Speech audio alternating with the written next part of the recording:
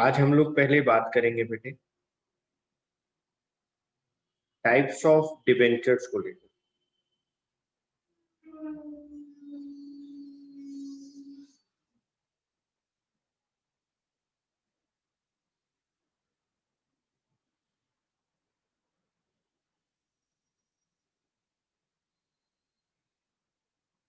Types of debentures को लेकर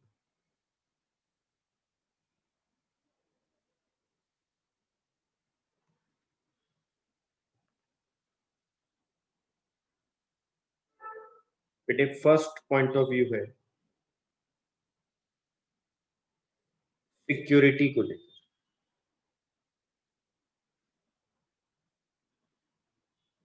company security point of view से दो तरीके के डिबेंचर्स इशू करती है। एक होते हैं बेटे जिसको कहा जाता है सिक्योर्ड डिबेंचर्स।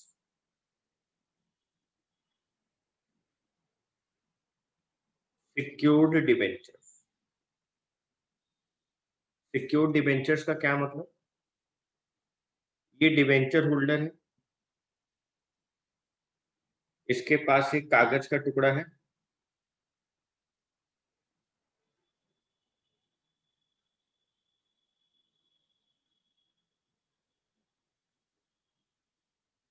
इसके पास एक कागज का टुकड़ा है,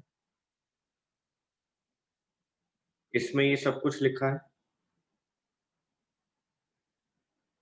बेटे ये पर्सन है, इसके पास कागज का टुकड़ा है, इसमें ये सारी बातें लिखी हैं कि इसको कितना इंटरेस्ट दिया जाएगा,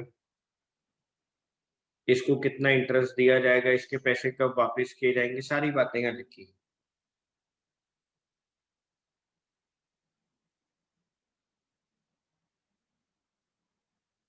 इसके साथ साथ इसके साथ साथ इसको कंपनी की एसेट्स पर चार्ज दिया जाता है।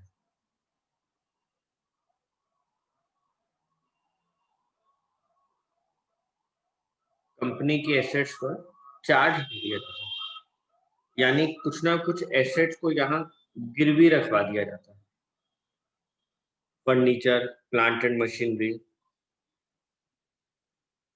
यानी सर इसके जो डिबेंचर्स हैं वो इसलिए सिक्योर्ड हैं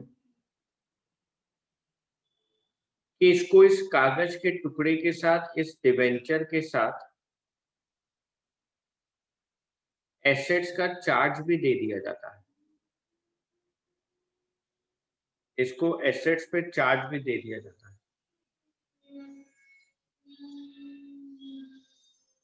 तो ये डिबेंचर होल्डर टेंशन रहित रहता है। A charge on the assets of the company is registered with the registrar of companies. हर कुछ ना कुछ एसेट्स का चार्ज इसके साथ दे दिया जाएगा कि भाई आप परेशान मत हो, हम आपको साथ में एसेट्स को भी मॉर्गेज करके दे रहे हैं।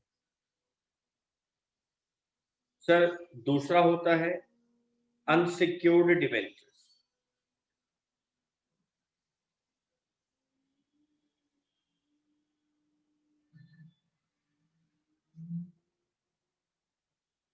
दूसरे होते हैं बेटे अनसिक्योर्ड डिबेंचर्स। अनसिक्योर्ड डिबेंचर्स में ये डिबेंचर होल्डर है, बस कंपनी क्या करती है,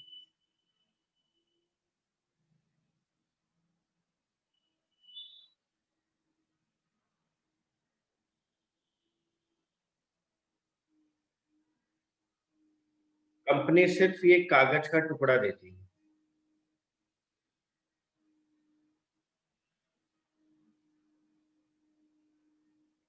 सिर्फ डिबेंचर होल्डर को डिबेंचर सर्टिफिकेट देती है।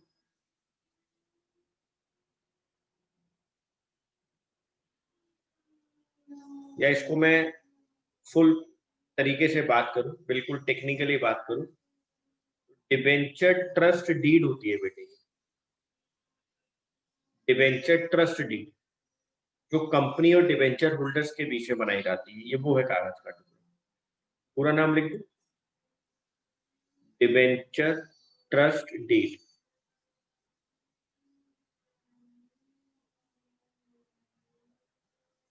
डिबेंचर ट्रस्ट डीड होती है बेटी। तो सिक्योरिटी के पर्पस से आपके पास दो तरह के डिबेंचर्स आ गए। दो तरह के डिबेंचर्स कौन कौन से आ गए आपके पास? एक secured debenture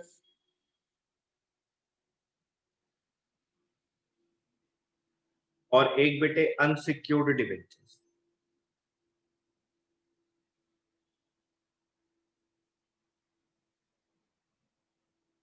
point number 2। Point number 2 बेटे,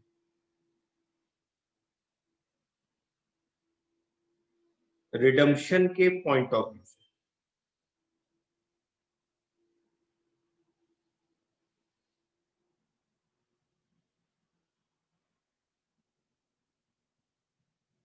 रिडम्पशन के पॉइंट ऑफ दो तरह के डिबेंचर्स इशू होते हैं। एक होते हैं बेटे रिडीमेबल डिबेंचर्स।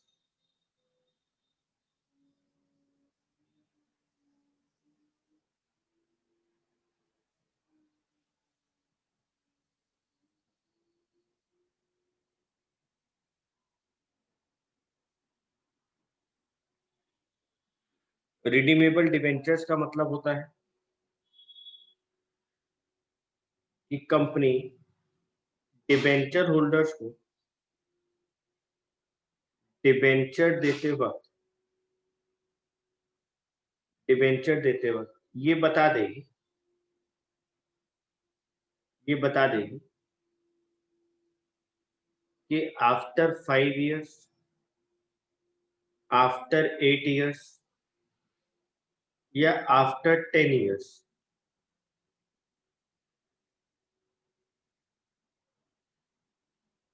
हम आपके डिबेंचर्स को रिडीम कर रहे हैं।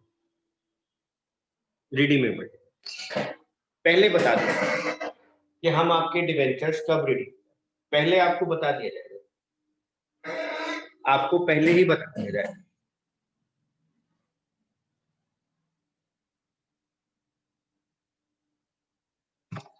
दूसरे होते हैं बेटे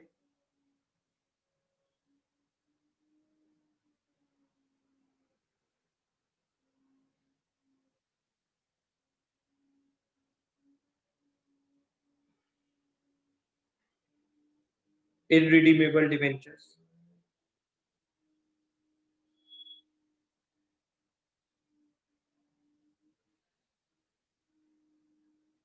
इररिडीमेबल डिबेंचर्स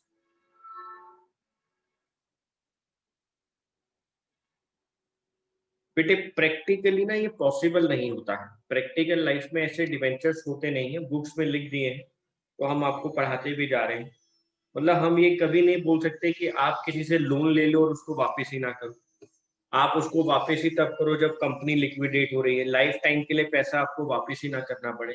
तो प्रैक्टिकल पॉसिबल नहीं है, लेकिन बेटे बुक्स में है इसलिए हम आपके सामने डिस्कस कर रहे हैं।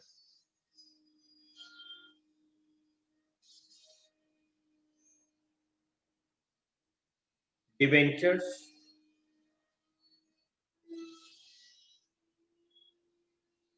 that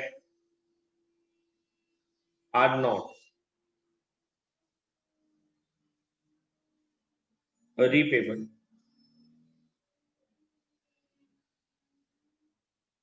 during the lifetime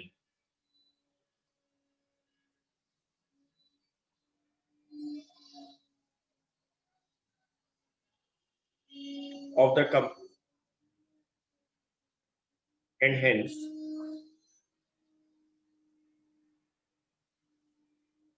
are repaid only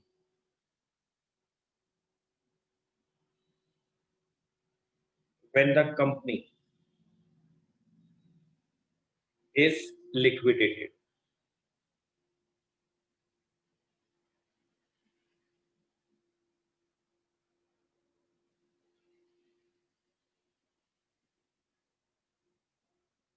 आप खुद ही देखो बेटे प्रैक्टिकली पॉसिबल नहीं। Those debentures date are not repayable during the life time, आप पूरी कंपनी की लाइफ टाइम में पैसा वापस नहीं करोगे। आप तभी पैसा वापस करोगे अगर कंपनी लिक्विडेट हो रही होगी फ्यूचर में, वरना पैसे वापस नहीं करेंगे।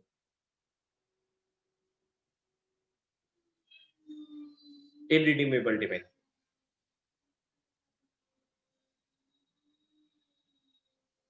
Next point,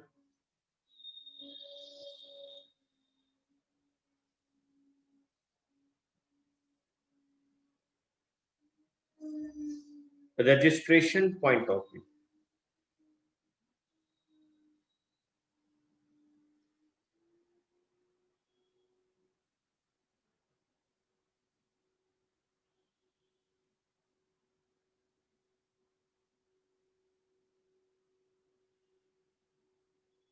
registration point of view, यहां भी दो तरह से डिबेंचर्स इशू होते हैं। एक होता है registered debentures,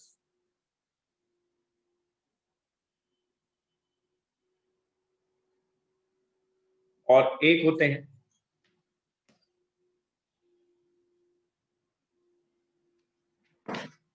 bearer debentures.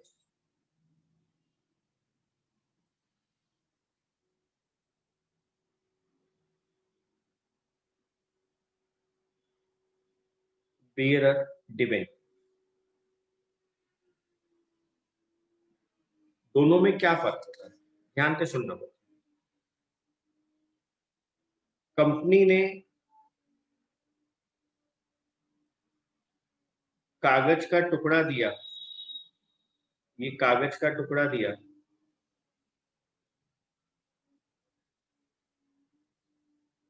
Ramlal, और कंपनी ने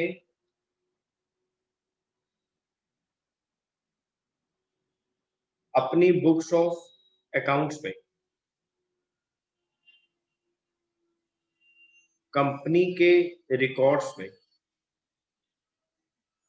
कंपनी के रिकॉर्ड्स में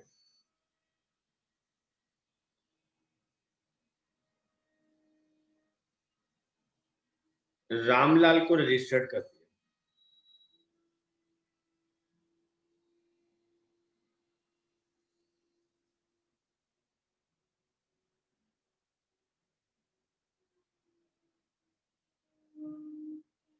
रामलाल को रजिस्टर्ड कर दिया,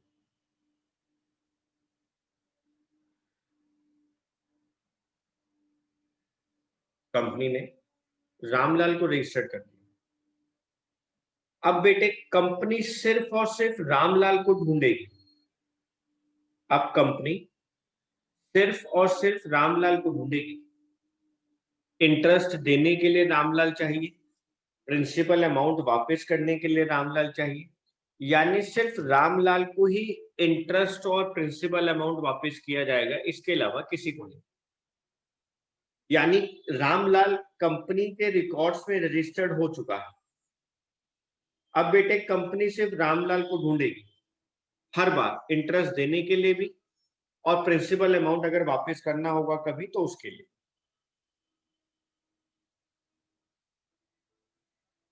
तब बीरर डिवेंचर्स का क्या मतलब होता है बेटे, यहां देख, ये कंपनी,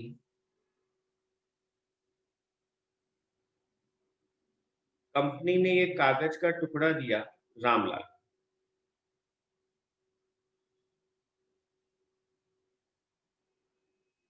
और बेटे इस कागज के टुकड़े पे किसी का नाम ही नहीं लिखा। तो यहां तो रामलाल लिखा था, यहां किसी का नाम नहीं लिखा, और कंपनी ने इसको रजिस्टर्ड भी नहीं करा अपने अकाउंट्स के अंदर, अपने रिकॉर्ड्स के अंदर इसका नाम रजिस्टर्ड नहीं किया।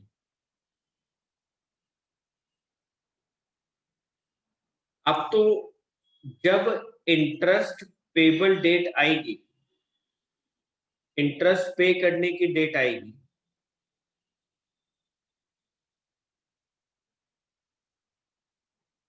इंटरेस्ट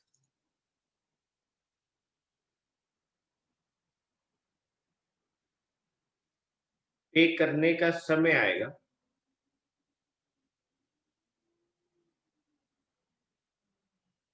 कंपनी तो सिर्फ सिर्फ कूपन को देखेगी। कूपन मतलब इंटरेस्ट। जो कंपनी के पास एक कागज का टुकड़ा लेकर आएगा, उस पे कूपन लगा होगा बेटे, कंपनी सिर्फ उस कूपन को देखेगी जो अटैच होता है डिवेंचर्स के ऊपर। जो कंपनी को वो प्रोड्यूस कर देगा, कंपनी उसको इंटरेस्ट पे कर देगी। मान लो बेटे, रामलाल ने ये कागज का टुकड़ा श्यामलाल को दे दिया।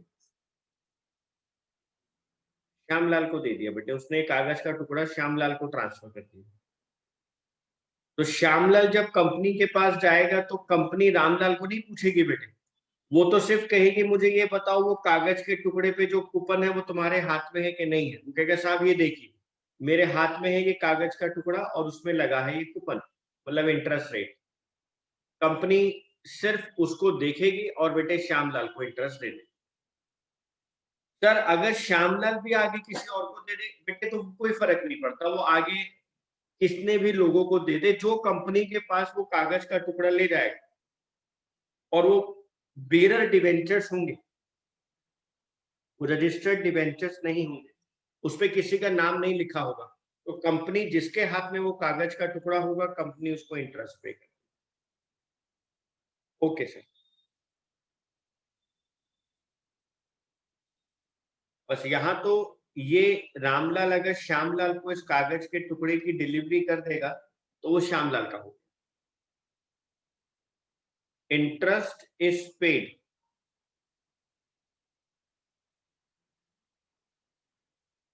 To the person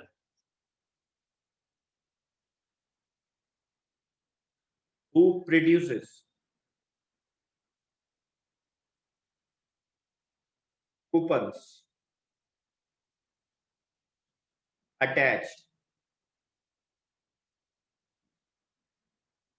to the debenture।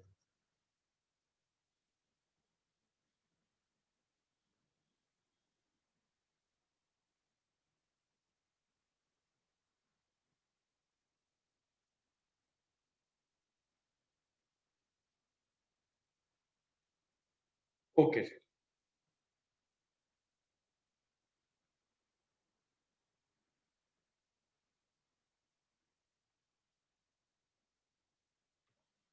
Next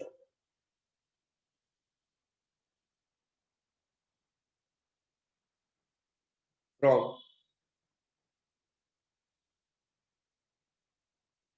priority point of view.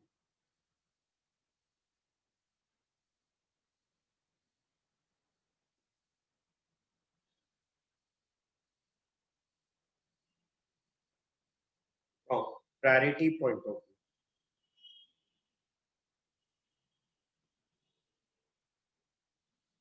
एक होते हैं first debenture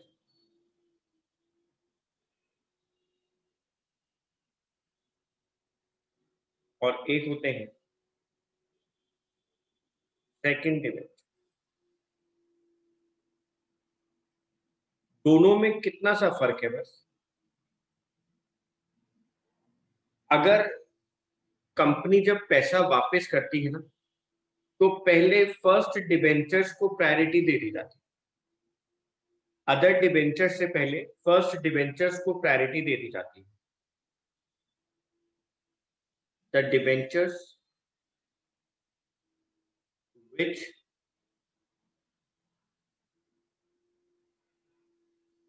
have to be repaid before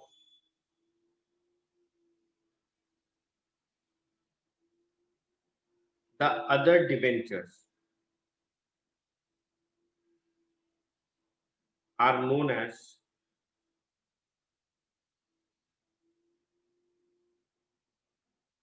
first debenture। और सर फिर सेकंड डिबेंचर बेटे वो डिबेंचर जो फर्स्ट डिबेंचर्स के बाद पे होते हैं, पहले इनको पे किया जाएगा, इनको पे करने के बाद इनका नंबर आएगा। ये प्रायोरिटी पॉइंट ऑफ व्यू, ये प्रायोरिटी पॉइंट ऑफ व्यू।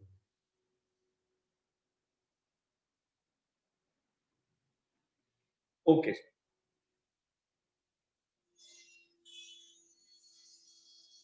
आप लिख लें साथ साथ।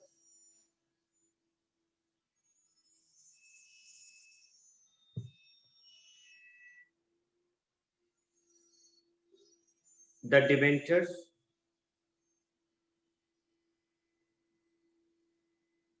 which will be repaid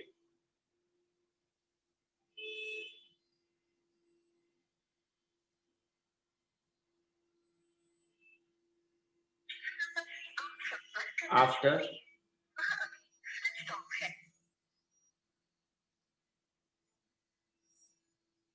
the first debentures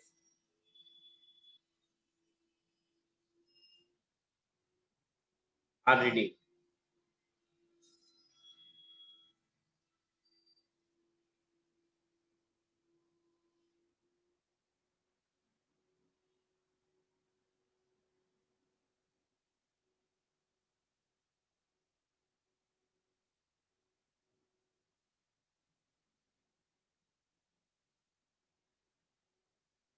बच्चे जल्दी नोट करें।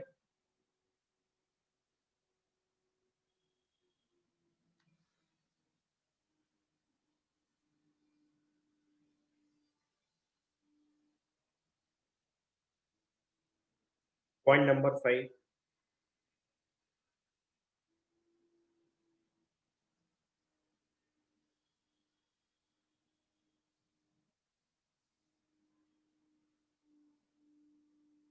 convertibility point of view.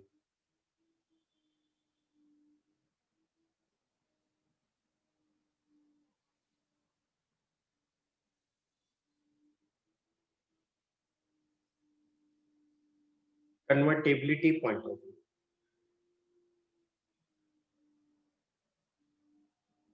एक है बच्चों convertible debentures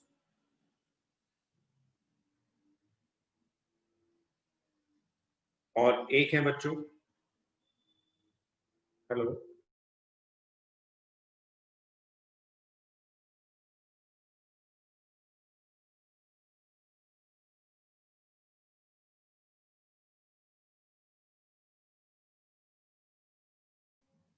non convertible debenture. बेटे दोनों में क्या फर्क है? कन्वर्टेबल डिबेंचर्स को ये अधिकार दे दिया जाता है, ये अधिकार दे दिया जाता है कि इशू के बाद जो रिडम्पशन डेट आएगी वो वहां पर अपने डिबेंचर्स को कंपनी के शेयर्स में, अपने डिबेंचर्स को कंपनी के शेयर्स में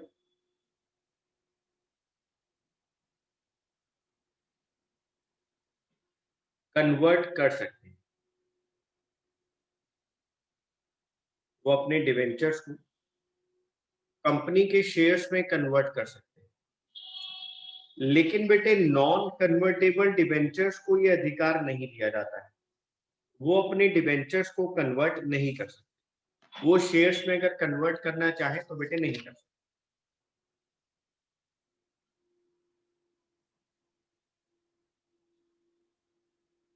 non convertible debentures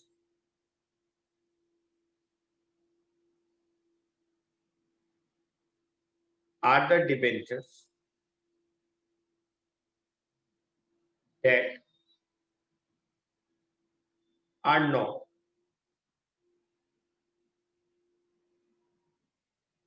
convertible into shares.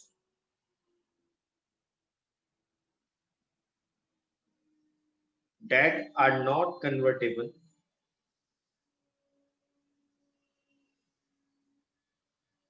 into shares.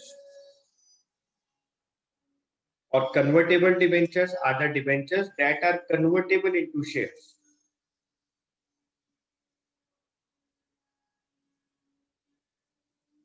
Sir मान लेते हैं रामलाल के पास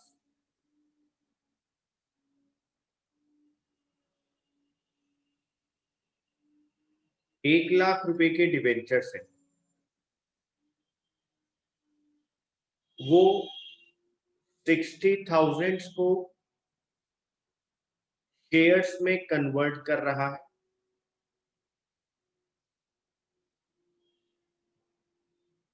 और बाकी 40,000 के बदले में कैश ही ले रहा है। तो ऐसा पॉसिबल है? बिल्कुल पॉसिबल है। फिर हम बेटे इस केस में कहेंगे, हम इस केस के अंदर कहेंगे पार्टली कन्वर्टेबल डिबेंचर्स।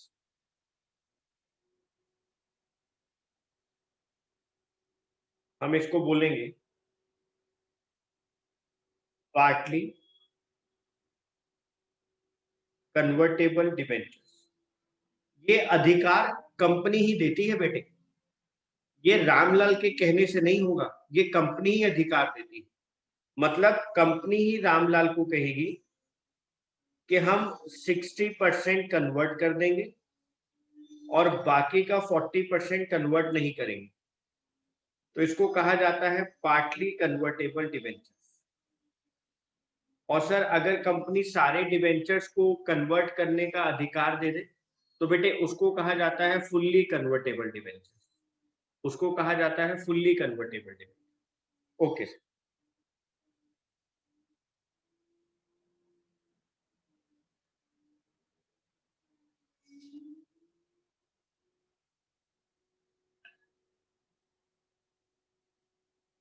बच्चे जल्दी नोट करेंगे बेटे, आप लोग प्लीज जल्दी नोट करें।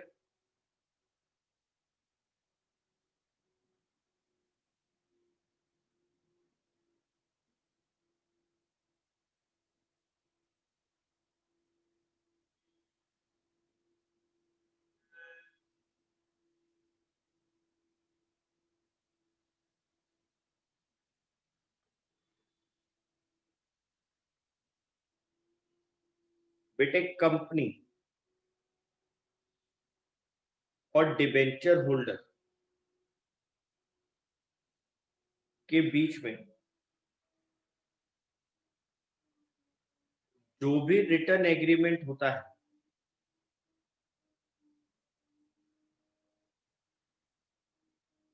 जो भी रिटर्न एग्रीमेंट होता है बेटे उसको एक कागज के टुकड़े पर लिख दिया जाता है, जहां पे इनका इंटरेस्ट रेट या टेक्निकल लैंग्वेज में बोले तो इनका coupon rate, percentage, payable date कि वो ईयरली है कि हाफ ईयरली है,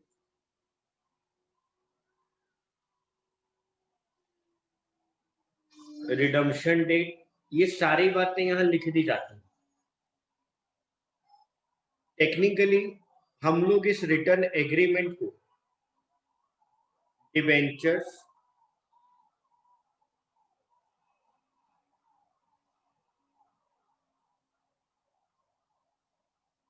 ट्रस्ट डीड,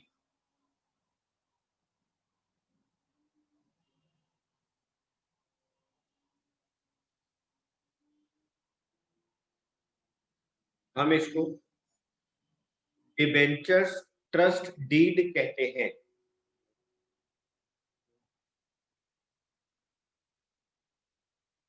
क्या हो गया?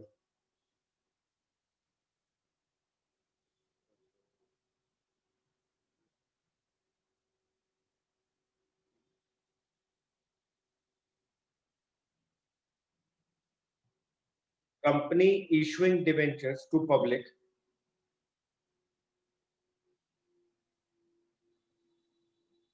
is required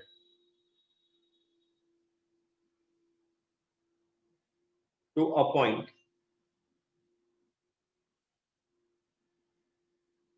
trustees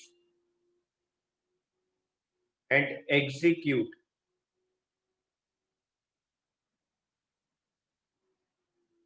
a trust deed. It is the responsibility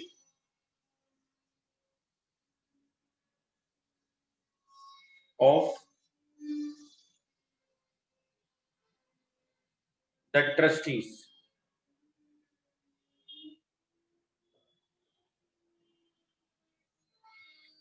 to protect the interest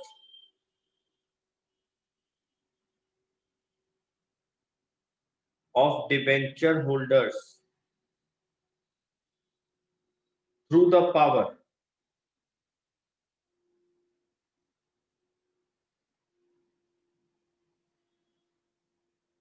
through the powers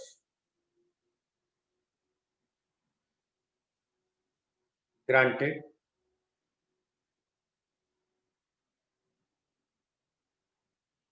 by the trust deed. हमने बेटे आपको यहाँ पर एक टेक्निकल लैंग्वेज भी लिखवा दी। 1 मार्क में अगर पूछा जाए, आसान भाषा में हमने आपको समझाया और टेक्निकल लैंग्वेज में, लॉ की लैंग्वेज में उसको लिखवा दिया।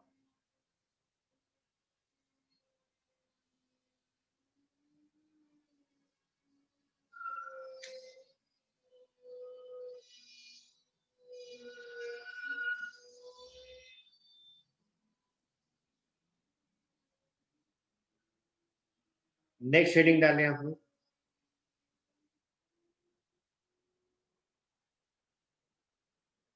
Disclosure of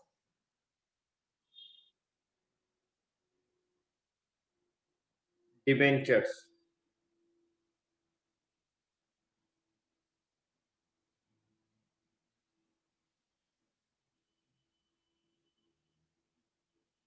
disclosure of debentures in the balance sheet.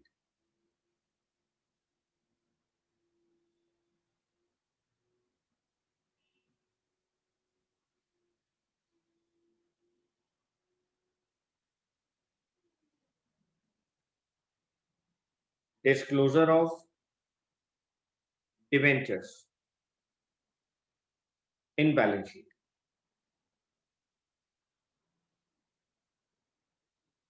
Point number 1.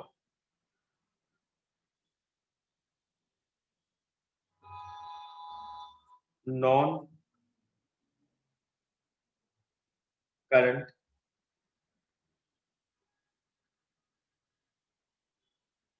liability. Non-current liability क्यों है? क्योंकि बेटे ये लॉन्ग टर्म बोरिंग्स है,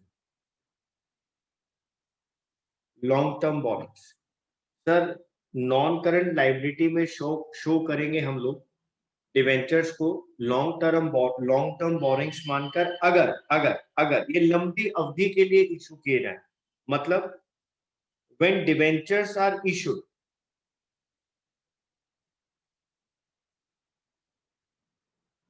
when debentures are issued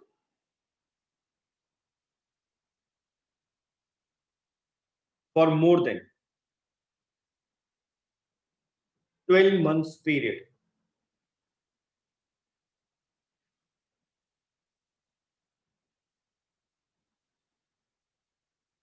लंबी अवधि के लिए अगर किए जाते हैं,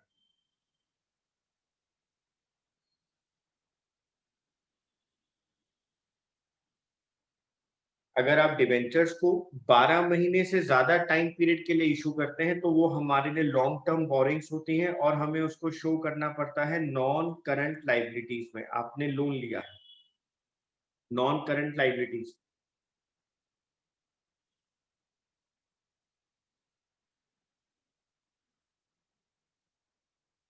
नेक्स्ट सर, कभी कभी ये करंट लाइबिलिटीज में भी आएंगे, आएंगे बेटे आएंगे, कभी कभी आएंगे। सर कब? जब शॉर्ट टर्म बोरिंग्स होंगी, जब आप लोन लेंगे शॉर्ट टर्म के लिए, शॉर्ट टर्म बोरिंग्स होंगी। व्हेन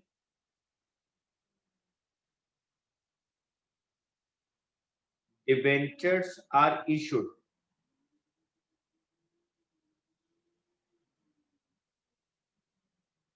for less than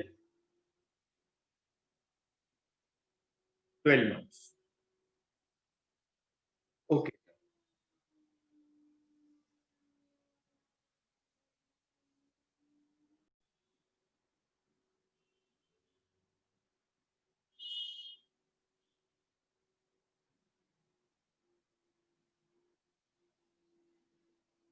बेटे नेक्स्ट कॉन्सेप्ट की बात करेंगे।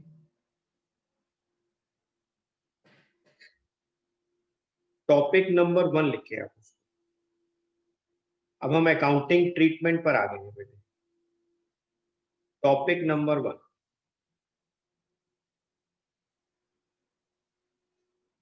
अब हम लोग अकाउंटिंग ट्रीटमेंट पर आ चुके हैं। इशू ऑफ डिबेंचर्स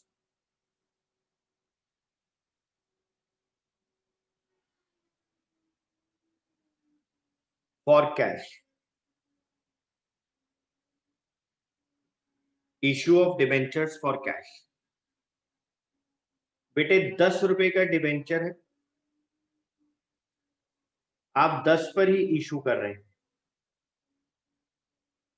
10 रुपए का डिबेंचर से आप 10 पर ही इशू कर रहे हैं एट पार।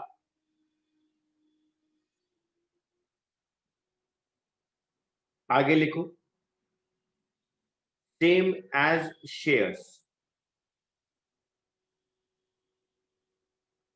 10 रुपए का डिबेंचर है,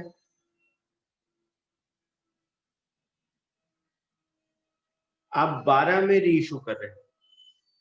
10 रुपए का डिबेंचर है, आप 12 में इशू कर रहे हैं। इसको बोलेंगे एट प्रीमियम। एट प्रीमियम 10 का डिबेंचर 12 में इशू हो रहा है एट प्रीमियम। आप आगे लिखे, सेम एज शेयर्स। 10 रुपए का डिबेंचर,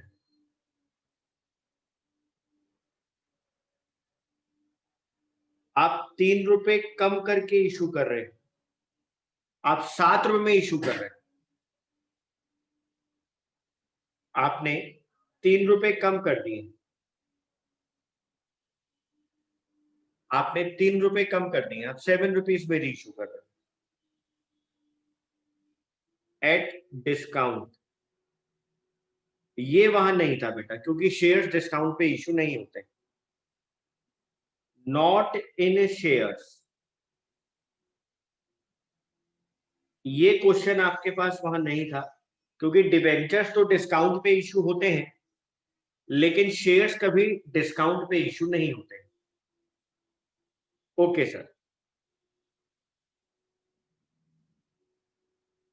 आगे एक बक्सा बनाएंगे बेटा। बक्सा मतलब एक बॉक्स बनाएंगे आप।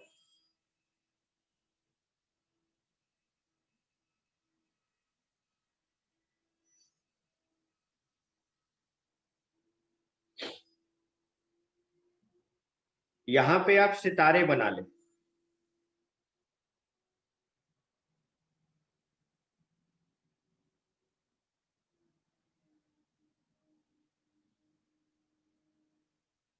यहां पे आप सितारे बना लें, क्योंकि इस पूरे चैप्टर का कंक्लूजन मैं इस बॉक्स में लिखवा रहा हूं।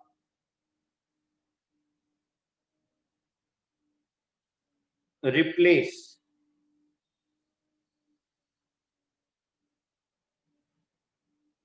here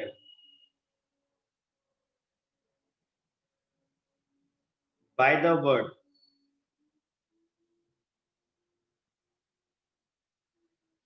debenture.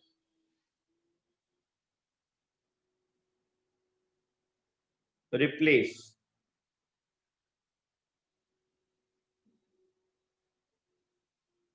share capital by the word percentage debenture. 95% आपका सिलेबस, आपका चैप्टर कंप्लीट होगा इस बॉक्स की हेल्प से।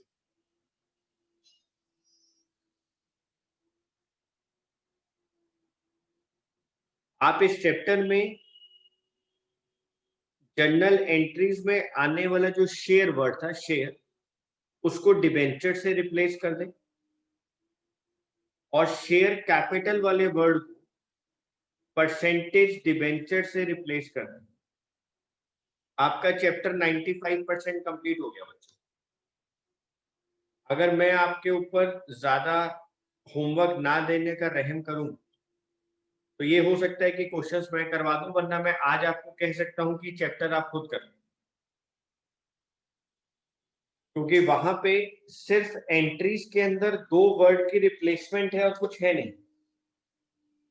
सिर्फ आप 2 वर्ड को रिप्लेस करते हैं, आपके सारे क्वेश्चन बनना शुरू हो जाएंगे।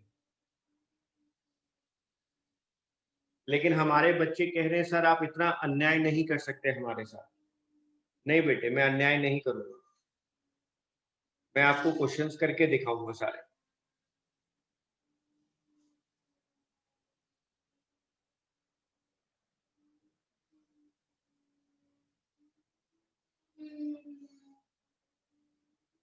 कैसे बेटे, फर्स्ट एंट्री हमारे पास होती थी bank account debit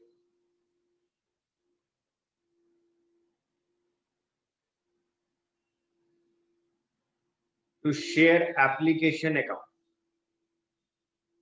second entry हमारे पास होती थी शेयर एप्लीकेशन अकाउंट डेबिट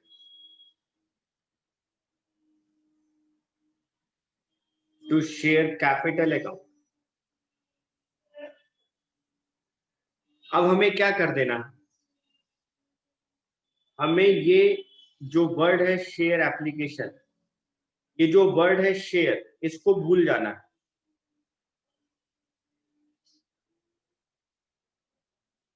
ये जो वर्ड है शेयर कैपिटल, इसको भूल जाना है। अब इसको याद नहीं रखना। यानी सर हमें एंट्री क्या करनी है, ये देखो बेटे, bank account debit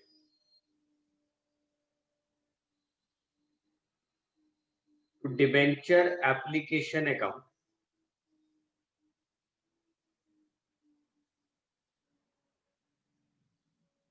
second entry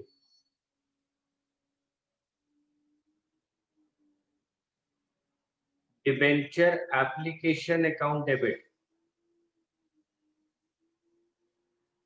to percentage debenture account. Amount में कहीं कोई दिक्कत नहीं आएगी बेटे, वो तो बिल्कुल वैसे ही चलेगा। मैं तो सिर्फ नाम की बात कर रहा हूं। शेयर कैपिटल को रिप्लेस कर दो परसेंटेज डिबेंचर से, और बेटे शेयर को रिप्लेस कर दो वर्ड डिबेंचर से। शेयर एप्लीकेशन को लिख दो डिबेंचर एप्लीकेशन, और शेयर कैपिटल को लिख दो परसेंटेज डिबेंचर। सर इसके बाद तो अलॉटमेंट की एंट्री होती थी और हम लिखते थे share allotment account debit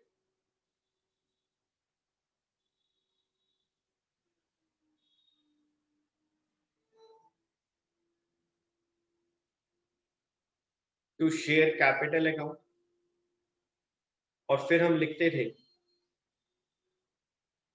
bank account debit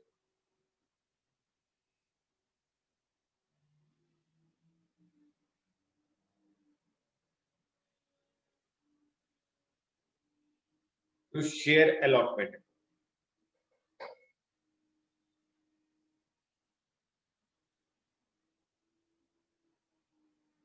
ये वर्ड शेयर यहां से हटा दो,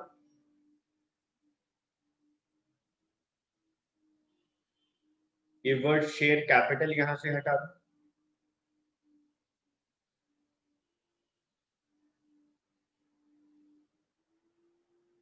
कुछ नहीं करना बेटे, बिल्कुल सेम चलेगा। बस एंट्री क्या आ जाएगी,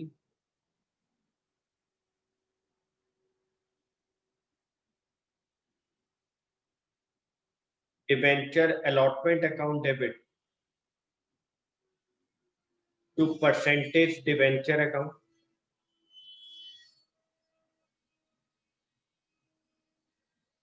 बैंक अकाउंट डेबिट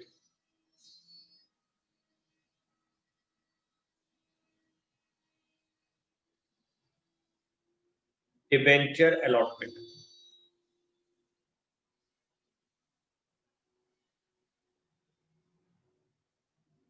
सर ये तो बहुत आसान है। हाँ बेटे बहुत आसान। सिर्फ आपने वर्ड को रिप्लेस कर दिया है और कुछ नहीं है।